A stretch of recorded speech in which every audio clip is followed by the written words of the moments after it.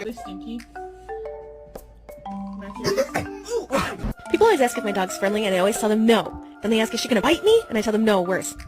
She's gonna judge you.